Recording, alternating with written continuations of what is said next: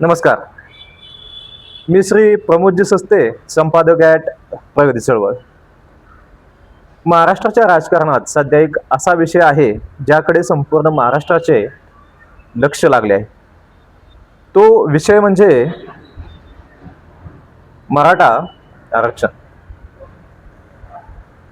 एका बाजूला मनोज जरांगे पाटील यांच्या नेतृत्वाखाली मराठा समाजाच्या पश्चिम महाराष्ट्रामध्ये सभा खूप मोठ्या संख्येने गर्दी करून होत आहेत. मराठा समाजाच्या आपल्या आरक्षणाच्या मागणीसाठी पुन्हा एकदा संघटित मराठा समाज त्यांच्या नेतृत्वाखाली होत आहे.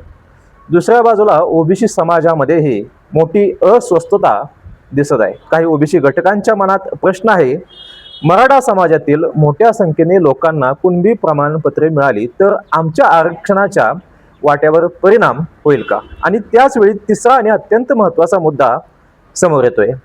मराठा आरक्षणाच्या न्यायालयीन प्रकरणात 3 न्यायाधीशाच्या पूर्ण पीठाने सुनावणी केली. अंतिम युक्तिवादाच्या प्रक्रियेनंतर आता न्यायालयीन प्रक्रियेच्या पुढील टप्प्याकडे महाराष्ट्राचे लक्ष लागले.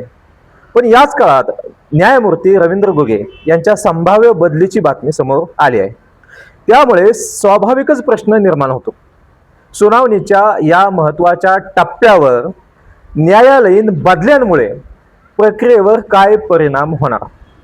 हा प्रश्न विचारणे चुकीचे नाही, पण त्याचबरोबर या बदलीमागे राजकीय हेतू आहे असा निष्कर्ष पुराव्याशिवाय काढणेही योग्य नाही. म्हणून आज आपण भावना नव्हे, तथ्य, कायदा, संविधान, राजकारण आणि सामाजिक न्याय या 5 बाजूंनी या प्रश्नाकडे पाहणार आहोत. आणि शेवटी एक मोठा प्रश्न विचारणार आहोत. शेवटपर्यंत पहा, हा व्हिडिओ शेवटपर्यंत पहा. भाजप सत्तेत आल्यानंतरही जर हा प्रश्न दशकानुदशके लांबत राहिला तर बदल नेमका झाला कुठे? आता पहिल्या भागामध्ये आपण मराठा समाजाचा प्रश्न नेमका काय आहे. सर्वप्रथम एक गोष्ट स्पष्ट करूया, मराठा आरक्षणाची मागणी आजची नाहीये. ही मागणी अनेक वर्षापासून विविध स्वरूपात महाराष्ट्राच्या राजकारणात आहे. या पाठीमागे शिक्षण, सरकारी नोकऱ्या, अल्पभूधारक, मराठा समाज हा अल्पभूधारकच नव्हे तर बहुसंख्य शेतीवरती आधारित हा समाज आहे. त्यावरती शेतीचे संकट, ग्रामीण भागामध्ये हा राहणारा समाज, ग्रामीण अर्थव्यवस्था, स्पर्धात्मक परीक्षामधील वाढती स्पर्धा, उच्च शिक्षणाचा वाढता खर्च, या सर्व पार्श्वभूमीवर मराठा समाजातील मोठ्या वर्गामध्ये आरक्षणाची मागणी वाढली. हे आपण गेली अनेक वर्षे बघतोय. आणि पुढे या मागणीने आंदोलनाचे रूप घेतले. मनोज जरांगे पाटील हे आंदोलनातील प्रमुख नेतृत्व म्हणून पुढे आले, जे सामाजिक आहे, राजकीय नाही. त्यांच्या सभांना मोठ्या प्रमाणात प्रतिसाद मिळाला. याचा अर्थ काय? याचा अर्थ एक गोष्ट नक्की आहे, मराठा समाजाच्या मनात हा प्रश्न गंभीर आहे. ती वेदना कुठेतरी बाहेर निघावी म्हणून ती गर्दी मनोज जरांगे पाटील यांच्या पाठीमागे उभी राहते. त्याला केवळ राजकीय घोषणा म्हणून दुर्लक्षित करता येणार नाही. पण दुसरीकडे ओबीसी समाजालाही आपण ऐकले पाहिजे. त्यांच्या मनातही प्रश्न गंभीर आहे. हा झाला पहिला भाग. दुसरा भाग, ओबीसी समाजाची भीती नेमकी काय आहे? ओबीसी समाजातील अनेक जाती आधीपासूनच आरक्षणाचा लाभ घेत आहेत. काही ठराविक जातींनी जास्त लाभ घेतला, काहींना वंचित ठेवलं गेलं. यातील अनेक कुटुंबांची पहिली पिढी शिक्षणात आली, काहींना सरकारी नोकऱ्या मिळाल्या, काहींनी उच्च शिक्षण घेतले, काही कुटुंबे सामाजिक दृष्ट्या पुढे आली. पण अजूनही ओबीसी समाजातील मोठा वर्ग आर्थिक आणि सामाजिक दृष्ट्या संघर्ष करीत आहे. त्यामुळे त्यांच्या मनात प्रश्न आहे, जर आणखी मोठ्या लोकसंख्येचा समावेश आमच्या म्हणजे ओबीसी आरक्षणाच्या प्रवर्गात झाला तर आमच्या मुलांचे काय? ही भीती दुर्लक्षित करता येणार नाही. पण या भीतीला उत्तर काय? मराठा समाजाविरोधात द्वेष निर्माण करणे नाही.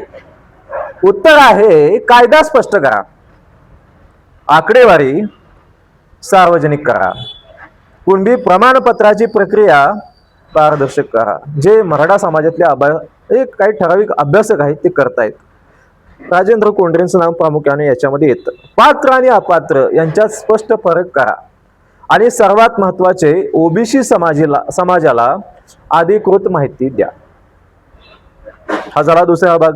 आता तिसऱ्या भागामध्ये आपण बघूया कुणबी प्रमाणपत्राचा मुद्दा. आज मराठा आरक्षणाच्या चर्चेत सर्वाधिक चर्चेला असलेला मुद्दा म्हणजे कुणबी प्रमाणपत्र. जर एखाद्या व्यक्तीकडे ऐतिहासिक दस्तऐवज आहेत, अधिकृत नोंदी आहेत, वंशावळ सिद्ध होते आणि शासनाच्या नियमानुसार ती व्यक्ती कुणबी म्हणून पात्र ठरते, तर तिला कायद्यानुसार प्रमाणपत्र मिळणे हा तिचा अधिकार आहे.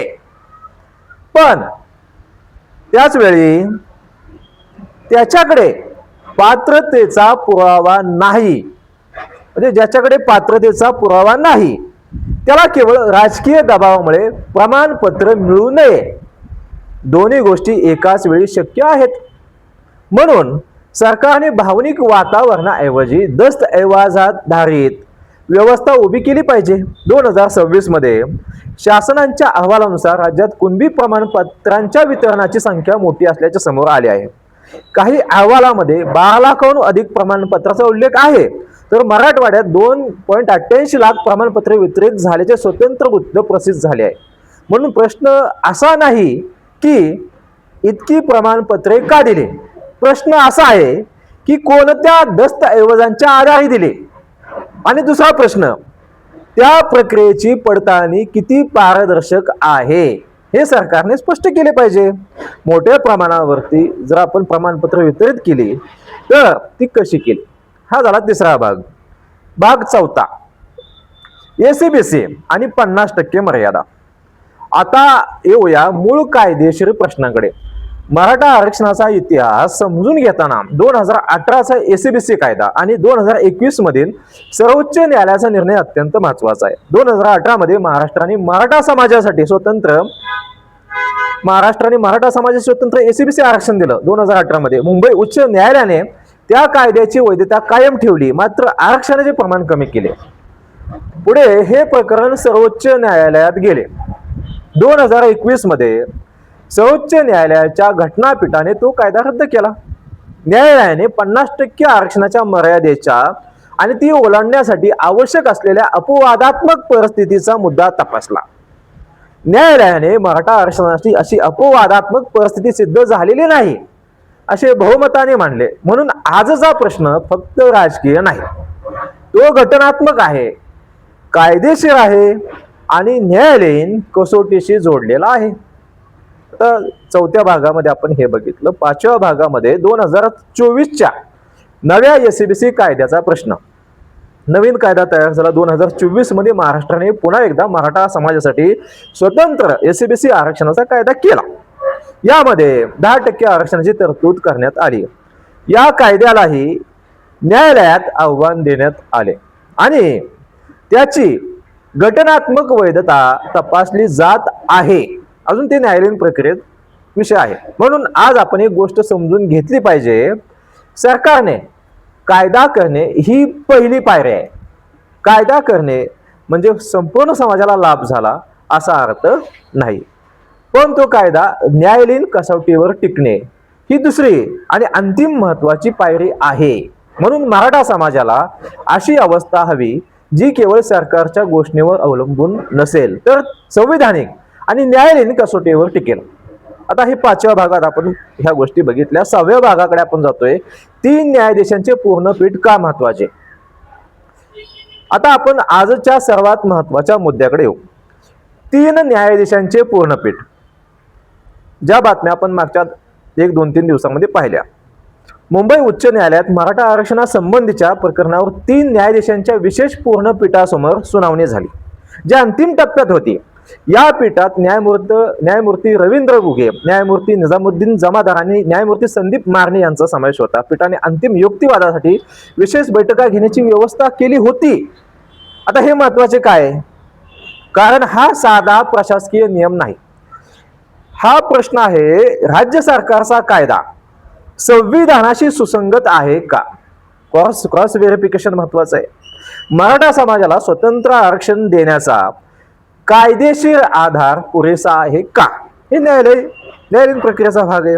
50% मर्यादा ओलांडण्याचे औचित्य सिद्ध झाले आहे का? इंद्रास्वामी प्रकरण. सामाजिक आणि शैक्षणिक मागासलेपणाची आकडेवारी पुरेशी आहे का? आणि सर्वात महत्वाचं, हा कायदा न्यायालयीन कसोटीवर टिकतो का? हा न्यायालयाचा जॉब आहे, हे न्यायालयाने तपासलं पाहिजे. म्हणून 3 न्यायाधीशांच्या पीठाकडे महाराष्ट्राचे लक्ष लागलेले आहे. 6व्या भागामध्ये हे बघितलं. आता 7व्या भागामध्ये आता न्यायमूर्तींची बदलीची चर्चा. आता संवेदनशील मुद्दा आहे, हा सगळ्यात संवेदनशील मुद्दा. न्यायमूर्ती रवींद्र घुगे यांच्या संभाव्य बदलीबाबत वृत्त प्रसिद्ध झाले आहे. यामुळे मराठा आरक्षणाची सुनावणी लांबणीवर जाऊ शकते आणि नवे पूर्णपीठ स्थापन करण्याची आवश्यकता निर्माण होऊ शकते, अशी शक्यता व्यक्त करण्यात आली आहे. आता येथे 2 टोकाच्या भूमिका घेता येतील. पहिली, ही बदली म्हणजे राजकीय कट आहे का? निश्चितपणे संशय येणं भाग आहे. दुसरी, यात काहीच प्रश्न नाही, चर्चा करू नका. माझ्या मते दोन्ही भूमिका अतिरेकी आहेत. पत्रकार म्हणून आपण तिसरा मार्ग स्वीकारला पाहिजे. प्रश्न विचारा, पण पुराव्याशिवाय निष्कर्ष देऊ नका. म्हणून प्रगती चळवळचा प्रश्न आहे, जर बदली झाली तर त्याचा या प्रकरणाच्या सुनावणीवर काय परिणाम होईल? प्रश्न आहे माझा. नवे पीठ आले तर सुनावणी पुन्हा कोणत्या टप्प्यावरून सुरू होईल? कारण अंतिम टप्प्यापर्यंत सुनावणी गेली होती आणि नंतर बदलीची शक्यता. आधी झालेला युक्तिवाद नव्या पीठासमोर पुन्हा मांडावा लागेल. वेळ, पैसा, श्रम यामुळे निर्णयाला विलंब होणार का? निश्चितपणे प्रश्न महत्वाचा आहे हा. आणि जर विलंब होणार असेल तर त्याची कायदेशीर प्रक्रिया काय असेल? म्हणजे पुन्हा तोच उद्योग. या प्रश्नांची अधिकृत माहिती जनतेसमोर आली पाहिजे. 8व्या भागामध्ये न्याय व्यवस्थेवर संशय निर्माण करणे धोकादायक, याकडे मुद्द्याकडे आपण जाऊया. आपण हे लक्षात ठेवले पाहिजे, न्याय व्यवस्था ही लोकशाहीचा महत्वाचा स्तंभ आहे. न्यायमूर्तींची बदली ही स्वतःमध्ये राजकीय हस्तक्षेपाचा पुरावा नाही, त्यामुळे अधिकृतरित्या आरोप करणं तथ्यही नाही. त्यामुळे ठोस पुरावे आवश्यक आहेत. म्हणून कोणत्याही न्यायाधीशाच्या बदलीमागे कट कारस्थान आहे असे सांगण्याआधी आपल्याकडे अधिकृत कागदपत्रे पाहावे लागतील. पण याचा अर्थ प्रश्न विचारायचे नाहीत असा नाही. प्रश्न विचारणे म्हणजे न्यायालयाचा अवमान नाही. पुराव्याशिवाय आरोप करणे आणि पारदर्शकतेची मागणी करणे यात फरक आहे. ही पत्रकारितेची अत्यंत महत्वाची रेषा आहे. पुढील भागात म्हणजे 9व्या भागामध्ये आपण बघूया 7 दशकांचा मोठा प्रश्न. आता थोडे मागे वळून पाहू आपण. भारत स्वतंत्र झाला, संविधान लागू झाले, लोकशाही आली. लोकशाही आल्यानंतर अनेक सरकारे बदलली. सरकारही बदलले तसे पक्षही बदलले. वेगवेगळ्या पक्षाची सत्ता आली, नेत्यांनी पक्ष बदलले हा प्रश्न वेगळा. नेते बदलले, सत्तेमध्ये असणारे, विरोधी गटामध्ये असणारे, पण सामाजिक न्यायाचे प्रश्न मात्र पूर्णपणे संपलेले नाहीत. मराठा समाज जो महाराष्ट्रामध्ये बहुसंख्य आहे, हा समाज आरक्षण मागतोय. ओबीसी समाज आपले आरक्षण वाचवण्याची मागणी करतोय. दलित समाज प्रतिनिधित्वाची मागणी करतोय. आदिवासी समाज विकास आणि हक्कांची मागणी करतोय. भटक्या विमुक्त समाजाचे प्रश्न आहेत. आर्थिकदृष्ट्या दुर्बल घटकांचे प्रश्न आहेत. मग 7 दशकानंतर आपण अजूनही या प्रश्नावरती का लढतोय? माझा प्रश्न आहे. कारण आपण अनेकदा धोरण करण्यापेक्षा राजकीय व्यवस्थापन करण्यात अधिक वेळ घालवला आहे का, हा विचार करण्याचा विषय आहे. निवडून आलं की पुढच्या 5 वर्षात मी कसा सत्तेत येईल ह्याच्यामध्येच वेळ घालवला असा प्रश्न आहे. आता भाग 10वा काँग्रेसला प्रश्न आहे माझा. दीर्घकाळ सत्ता असलेल्या काँग्रेसला आज एक प्रश्न विचारला पाहिजे. जर मराठा समाजाच्या सामाजिक आर्थिक प्रश्नांची समस्या इतकी गंभीर होती तर 7 दशकांच्या राजकीय प्रभावानंतरही या प्रश्नांचे संस्थात्मक निराकरण का झाले नाही?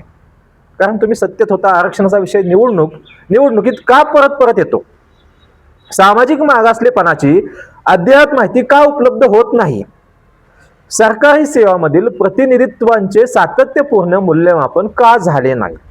हा प्रश्न केवळ काँग्रेसला दोष देण्यासाठी नाही, हा इतिहासाचा हिशेब मागण्यासाठी आहे. कारण लोकशाहीमध्ये सत्ता मिळवणाऱ्यांना प्रश्न विचारलेच पाहिजेत, जबाबदारी निश्चित केली पाहिजे. आता 11वा भाग, भाजपला त्याहून मोठा प्रश्न आहे माझा. आता आज भाजपकडे सत्ता आहे, त्यामुळे अपेक्षाही मोठ्या आहेत आणि त्याचंच हे फलित आहे की मराठा समाज मोठ्या अपेक्षा ठेवल्यामुळेच मोठ्या प्रकारचे आंदोलन करतोय. मराठा समाजाच्या मनात एक भावना आहे, ज्यांनी आम्हाला न्याय दिला नाही त्यांच्याऐवजी आता भाजपकडून तोडगा अपेक्षित आहे. निश्चितपणे ही अपेक्षा भाजपने गांभीर्याने घेतली पाहिजे, कारण विरोधात असताना आंदोलनाला पाठिंबा देणे सोपे असते. जे तुम्ही भाजप विरोधात होता त्यावेळेस आंदोलनाला पाठिंबा देत होता, सत्तेत आल्यानंतर कायदेशीर, घटनात्मक आणि प्रशासनीय तोडगा काढणे कठीण असते. आता समजलं असेल तुम्हाला. आता खरी परीक्षा आहे, सरकारने केवळ घोषणा न करता स्पष्ट रोडमॅप द्यावा. 11वा भाग झाला. 12वा भाग, मराठा समाजाला न्याय आणि ओबीसीचे हक्क दोन्ही शक्य आहेत का? माझे स्पष्ट उत्तर आहे, होय, शक्य आहे. पण त्यासाठी राजकारणापेक्षा कायदा मोठा मानावा लागेल. जो कुणी मानायचा, मराठा समाजानेही मानायचा, ओबीसीनं मानायचा, SC ST सर्वांना मानायचा.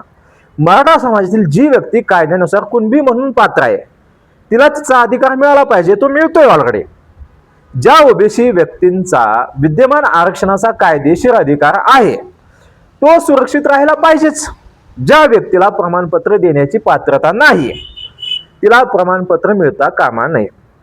इतके सोपे सूत्र आहे. पण समस्या कुठे निर्माण होते? आता हा प्रश्न महत्वाचा आहे. जेव्हा या प्रक्रियेत राजकीय हस्तक्षेप, जसं जरांगे पाटील आरोप करतायत, अपारदर्शकता आणि अफवा येतात.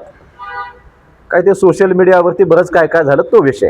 हे झालं 12व्या भागात. आता 13वा भाग, ओबीसी समाजाला सरकारने काय सांगावे? सरकारने ओबीसी समाजासमोर स्पष्ट आकडे ठेवले पाहिजेत. जे मराठा अभ्यासक अनेक प्रकारे केलं समाजात तेढ निर्माण होऊन करायचा प्रयत्न आहेत. किती कुणबी प्रमाणपत्र दिले, कुठल्या जिल्ह्यात दिले, किती अर्ज, किती मंजूर, किती नाकारले, हे अभ्यासकांनी ऑलरेडी सोशल मीडियावरती सगळं स्पष्ट केलेलं आहे. किती प्रमाणपत्राची जात वैधता झाली, किती रद्द झाली, हेही राजेंद्र कोडरे सारखे अभ्यासक मराठा समाजामध्ये त्यांनी स्पष्ट केलेले. शासनाच्या अगोदर आमच्या मराठा समाजाच्याच लोकांनी ही भूमिका घेतली. या सर्व प्रश्नांची अधिकृत माहिती द्या. दिलेली आहे ऑलरेडी सोशल मीडियावरती सगळ्यांकडे आलेली आहे. कारण ओबीसी समाजाची भीती माहितीच्या अभावातून वाढत असेल तर माहिती देणे सरकारचे कर्तव्य जे आम्ही पार पाडतोय. भीतीला पोलिसांनी नाही तथ्यांनी उत्तर दिलं पाहिजे. निश्चितपणे हे 13वा भाग झाला. तर 14वा भाग, मराठा समाजालाही काय सांगावं? निश्चितपणे आज समितीची बैठक होते. मराठा समाजाच्या युवकांना एक गोष्ट सांगावीशी वाटते. तुमचा संघर्ष संविधानिक मार्गाने पुढे न्या. सरकारला प्रश्न विचारा, न्यायालयीन प्रक्रिया समजून घ्या, कुणबी नोंदींच्या बाबतीत पुरावे तपासा आणि सर्वात महत्वाचे, ओबीसी समाजातील सामान्य माणसाला शत्रू समजू नका. कारण तुमचा संघर्ष सरकारच्या धोरणाविरुद्ध आहे. तुमच्यासारख्या सामान्य ओबीसी कुटुंबातील युवकाविरुद्ध नाही. ज्याला स्वतःच्या मुलासाठी शिक्षण आणि नोकरीची चिंता आहे तो तुमचा शत्रू नाही. आता 15वा भाग, ओबीसी समाजालाही एक प्रश्न आहे माझा. ओबीसी समाजालाही एवढेच सांगायचे आहे, मराठा समाजातील प्रत्येक व्यक्ती आरक्षण लाटण्यासाठी आलेली आहे असे समजू नका. कायद्याने पात्र असलेल्या व्यक्तीला तिचा अधिकार मिळाला पाहिजे. तुमचा संघर्ष असेल तर तो असा असावा. निश्चितपणे अनेकांची भावना जी आहे, अनेकांचा अज्ञान आहे, त्याच्यामुळे गैरसमज आहेत. पात्रतेची प्रक्रिया पारदर्शक करा, खोटी प्रमाणपत्रे थांबवा, संविधानिक भूमिका, आमचा विद्यमान कायदेशीर हक्क सुरक्षित करा. निश्चितपणे कायदेशीर भूमिका ही भूमिका अधिक मजबूत आहे, कारण ती संविधानाच्या बाजूने जी ओबीसी समाजानेही घेतली पाहिजे. 16वा भाग, भाजपमय काँग्रेस की काँग्रेसमय भाजप? थोडंस हास्यास्पद आहे. आता आपण आपल्या आजच्या चर्चेतील सर्वात धारदार प्रश्नाकडे येऊ. भाजपमय काँग्रेस की काँग्रेसमय भाजप याचा अर्थ काय? पक्ष बदलतात हो, सत्तेची समीकरणे बदलतात. बघतोय आपण बेडुकुड्या इकडून तिकडे तिकडे इकडे. पण जर प्रश्न सोडवण्याची पद्धत बदलत नसेल, जे जुन्या सत्तेत असलेले लोक होते तेच नवीन, तर मग जनतेने विचारायचे, सत्तांतर झाले की व्यवस्थांतर. काँग्रेसने प्रश्न सोडवला नाही म्हणून भाजपला सत्ता मिळाली, पण भाजपनेही प्रश्न सोडवला नाही तर पुढे जनता कोणाकडे पाहणार आणि पुन्हा एकदा पक्ष सत्तेत येऊन म्हणणार मागच्या सरकारने काही केले नाही. हा चक्रव्यूह कधी संपणार? भाग 17. आरक्षणाचे राजकारण की सामाजिक न्यायाचे धोरण. महाराष्ट्राला आता निवडणुकीपूर्वीच्या आरक्षण घोषणांची गरज नाही. बघतो आपण मतांसाठी महाराष्ट्राला दीर्घकालीन सामाजिक न्याय धोरणाची गरज आहे. यासाठी सरकारने एक श्वेतपत्रिका काढावी. असते ना, श्वेतपत्रिकेची मागणी करतात लोक. त्यात मराठा समाजाची सामाजिक आर्थिक स्थिती, ओबीसी समाजाची सामाजिक आर्थिक स्थिती, शिक्षणातील प्रतिनिधित्व, सरकारी नोकऱ्यामधील प्रतिनिधित्व, आरक्षणाचा प्रत्यक्ष लाभ, कुणबी प्रमाणपत्रांची संख्या, जात वैधता, प्रलंबित प्रकरणे, न्यायालयीन स्थिती, सर्व माहिती जनतेसमोर ठेवावी. कारण डेटा असेल तर वादाला दिशा मिळते, डेटा नसेल तर अफवांना दिशा मिळते. भाग 18. जातनिहाय सामाजिक आर्थिक आकडेवारीची गरज. आज महाराष्ट्राला एक मूलभूत गोष्ट स्वीकारावी लागेल. 21व्या शतकातील सामाजिक न्याय धोरण जुन्या अंदाजावर चालणार नाही. अँड्रॉइड फोन आपण लगेच बदलतो, आयफोन लागतो. आपल्याला माहिती हवी आहे कोणता समाज कुठे आहे.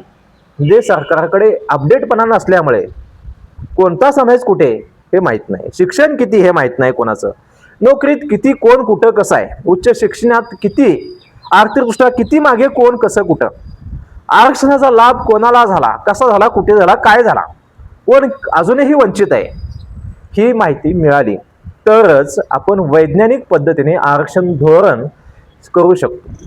जग चंद्रावर गेलं कुठं गेलं काय माहित नाही, परंतु अपडेट झालं का राज्य शासन हा महत्त्वाचा प्रश्न आहे. सामाजिक न्यायाला भावनिक घोषणेपासून डेटा आधारित धोरणाकडे नेण्याची वेळ आलेली आहे. भाग 19. सरकारने 5 मोठे निर्णय घ्यावेत. माझ्या मते महाराष्ट्र सरकारने तातडीने 5 गोष्टी करायला हव्यात. पहिली गोष्ट, कुणबी ऐतिहासिक नोंदीचे पूर्ण डिजिटायझेशन. दुसरी, नागरिकांना त्यांच्या पूर्वजांच्या नोंदी तपासता आल्या पाहिजेत. ही झाली पहिली गोष्ट. दुसरी गोष्ट, कुणबी प्रमाणपत्र प्रक्रियेची पारदर्शकता. पात्राला विलंब नको, अपात्राला प्रमाणपत्र नको. ही झाली दुसरी गोष्ट. तिसरी गोष्ट, ओबीसी आरक्षणाबाबत अधिकृत श्वेतपत्रिका. भीतीला उत्तर म्हणजे तथ्य. चौथी गोष्ट, मराठा आरक्षणासाठी न्यायालयीन कसोटीवर टिकणारा रोडमॅप, फक्त घोषणा नको. पाचवी गोष्ट, सर्व समाज घटकामध्ये संवाद. मग तो मराठा असो, ओबीसी असो, दलित असो, आदिवासी असो,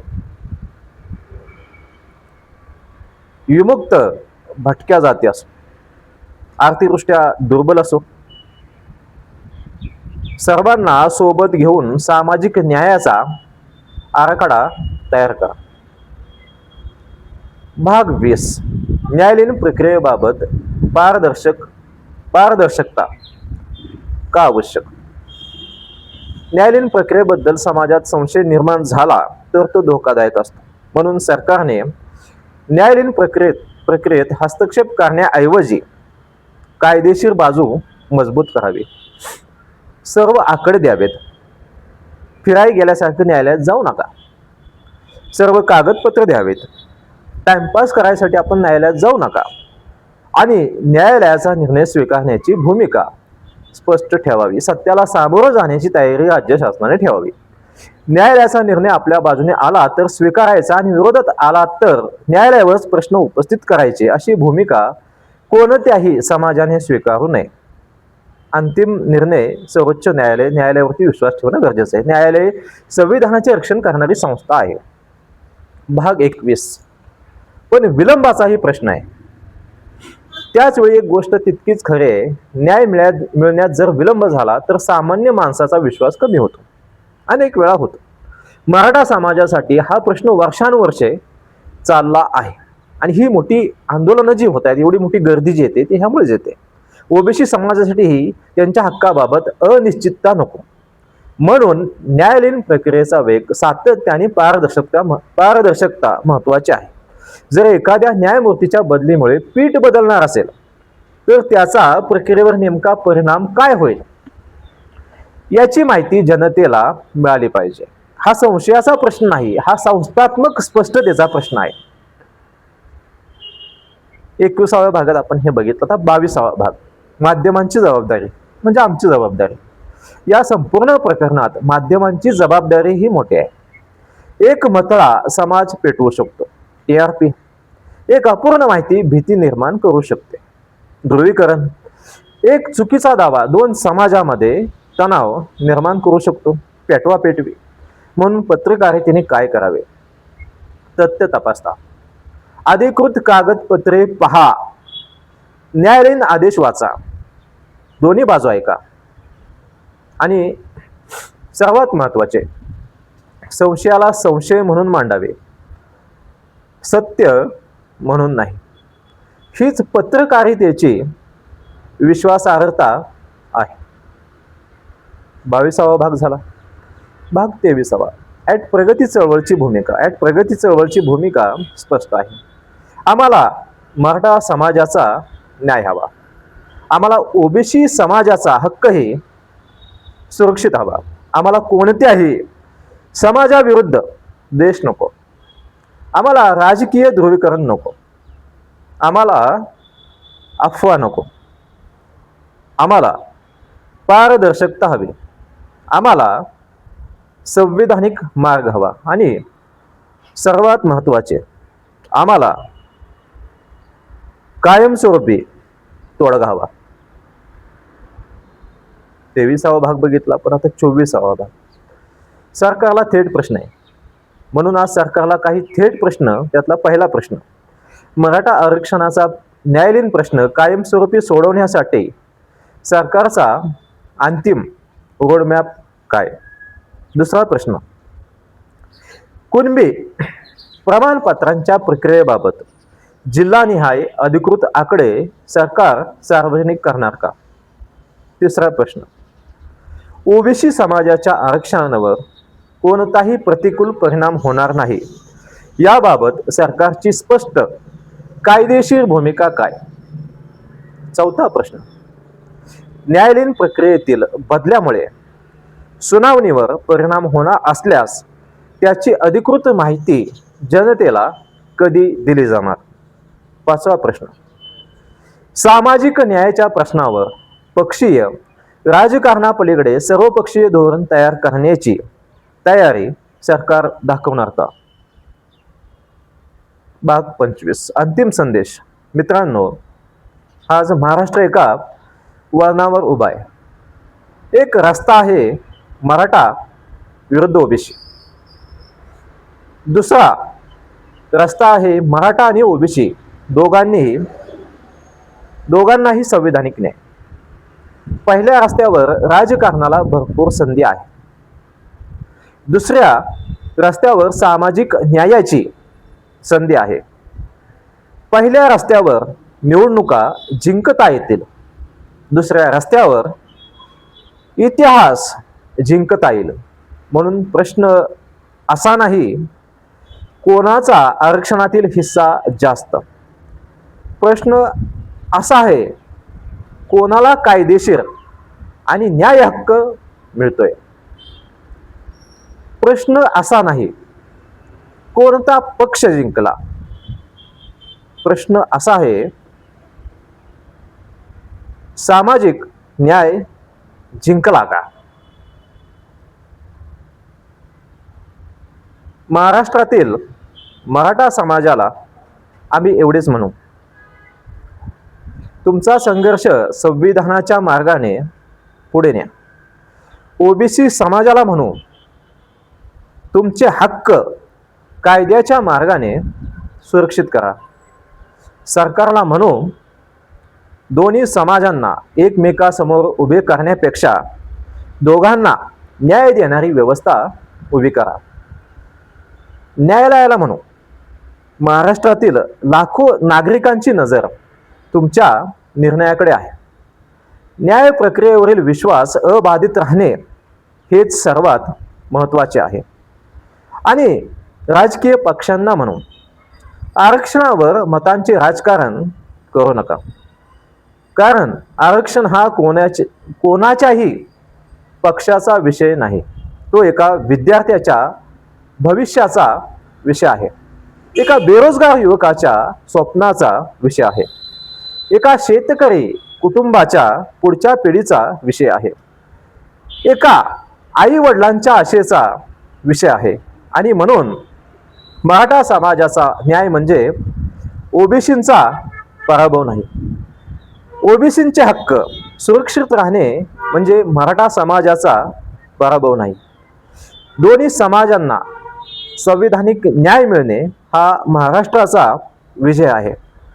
आज 7 दशकांच्या सत्ता कारणानंतर महाराष्ट्राला पुन्हा एकदा विचारायचे आहे. सत्ता बदलली, पण सामाजिक न्यायाचे प्रश्न का बदलले नाहीत? काँग्रेस गेली, भाजप आला, पण प्रश्न अजूनही तसाच का? भाजपमय काँग्रेस की काँग्रेसमय भाजप की आता खऱ्या अर्थाने संविधानमय महाराष्ट्र? याचे उत्तर पक्षांनी नाही, त्यांच्या कृतीने द्यायचे आहे. आणि महाराष्ट्रातील जनतेने एक मागणी करावी, आरक्षणाचे राजकारण बंद करा. सामाजिक न्यायाला प्राधान्य द्या. मराठा, ओबीसी आणि सर्व वंचित घटकांना न्याय देणारा, कायमस्वरूपी संविधान संगत आणि न्यायालयीन कसोटीवर टिकणारा तोडगा द्या. मी आहे श्री प्रमोदजी सस्ते. आपण पाहत आहात प्रगती चळवळ. सर्वांसाठी प्रगतीचा विचार. धन्यवाद. जय हिंद, जय महाराष्ट्र.